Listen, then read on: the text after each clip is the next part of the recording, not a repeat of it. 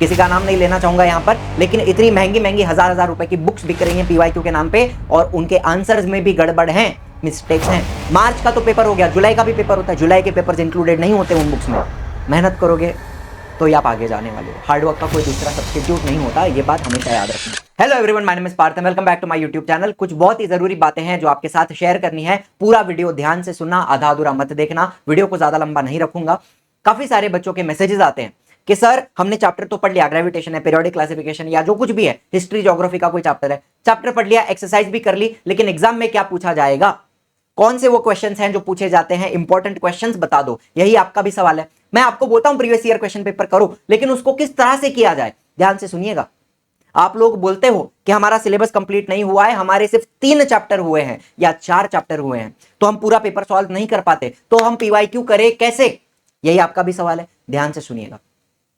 मैंने क्या किया है, आपको आईएमपी चाहिए, आपको चैप्टर वाइज आईएमपी चाहिए, वही मैं आपको दे रहा हूं, लेकिन आपको भी थोड़ी मेहनत करनी पड़ेगी।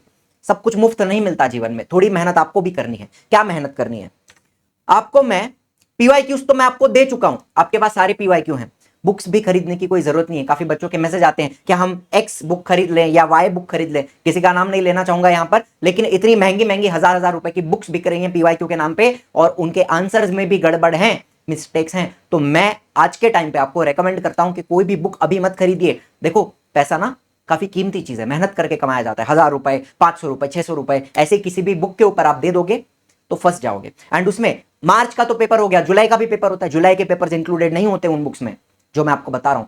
तो बहुत सारे लोग हैं जो बुक्स बेच रहे हैं, आपने थोड़ा ध्यान से सुनिए मेरी बात। खरीदने की अभी कोई जरूरत नहीं है, सारे पेपर्स आपके पास हैं जो मैंने आपको मुफ्त में दिए हुए हैं, पेपर्स आपके पास हैं। अब मैंने इनके अंदर चैप्टर वाइज मार्किंग भी की है। अगर आप देखो तो मैंने यहां पर कौन सा क्वेश्चन कौन से चैप्टर में से पूछा जा रहा है, स्टार मार्क जो क्वेश्चन यहां पे आपको मैथ्स में दिख रहे हैं, ये 9th के क्वेश्चंस हैं। बाकी हर चीज चैप्टर वाइज मार्क की गई है। मैथ्स 2 का पेपर देखो आप इस तरीके से, ये साइंस 1 का पेपर है, कौन सा क्वेश्चन कौन से चैप्टर से आने वाला है, साइंस 2 का पेपर है।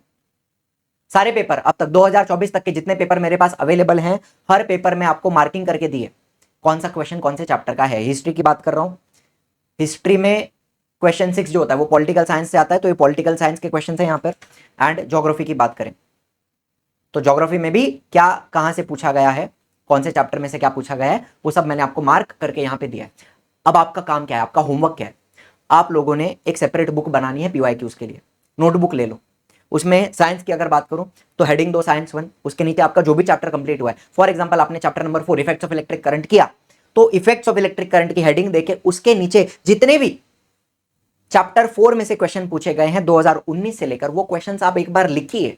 ज्यादा नहीं है, 8 से 10 क्वेश्चन होंगे या 12 क्वेश्चन होंगे। वो क्वेश्चन आप लिखोगे तो इससे 2 बातें होंगी। एक तो आपको पता चलेगा कि क्या पूछा जा रहा है, उसमें आपको पता चलेगा मुझे क्या आ रहा है और क्या नहीं आ रहा है, एंड साथ साथ में यह भी पता चलेगा कि कौन से क्वेश्चंस रिपीट हो रहे हैं। काफी चीजें हैं जो रिपीट होती हैं, काफी पॉइंट्स हैं, काफी इंपॉर्टेंट टॉपिक्स हैं जो मैं आपको देता हूं वो रिपीट होते हैं। देखो, जितने भी ज्ञानी यूट्यूब पर बैठे हैं जो आपको इंपॉर्टेंट दे रहे हैं, इंपॉर्टेंस ये करो ऐसा करो, कहां से दे रहे हैं? यहीं से दे रहे हैं।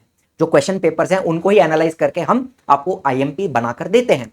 अब आपका काम क्या है, थोड़ी सी मेहनत आपको यहां पे करनी पड़ेगी कि चैप्टर वाइज जो भी क्वेश्चन है वो आपने लिखने हैं।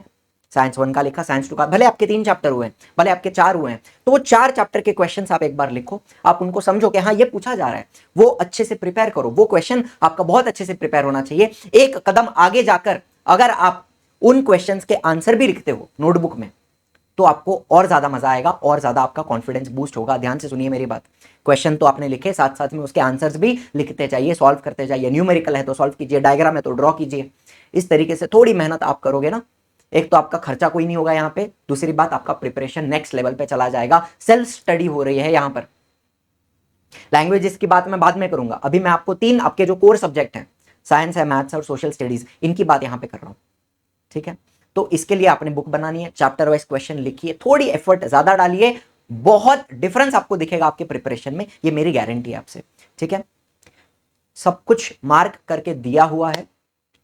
ये सारे पीडीएफ आपको डिस्क्रिप्शन में मिल जाएंगे, आपको कमेंट्स में भी पिन कर दूंगा इनकी लिंक, आप डाउनलोड कर लीजिए, ठीक है?